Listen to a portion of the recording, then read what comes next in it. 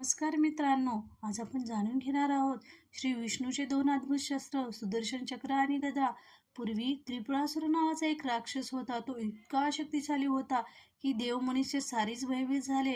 श्री शंकराने त्याचा नाश करण्यासाठी देव, तीर्थ, पंचभूत आणि दिव्य औषधी यांच्या शक्ती एकत्र करून एक अद्भुत शस्त्र तयार केले.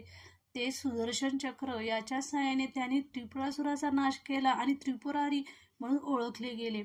नंतर हेच चक्र शंकरांनी आपल्या मस्तकावर धारण केले.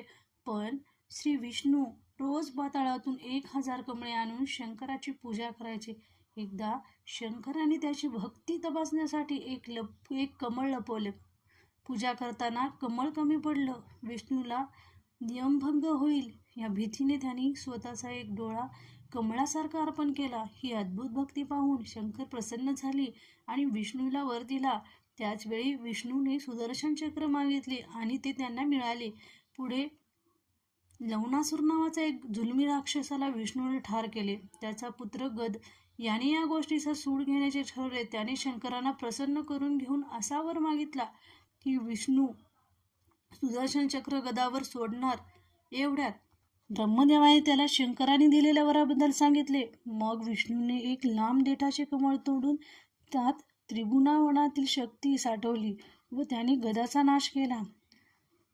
त्या शस्त्राचे त्याने गदा असे नाव ठेवले व ते आपल्या हातात नेहमी वागू लागले. मित्रांनो, ही कथा आपल्याला सांगते की खरी भक्ती आणि निस्वार्थ त्याग हेच देवी शक्ती मिळवण्याचे साधन आहेत.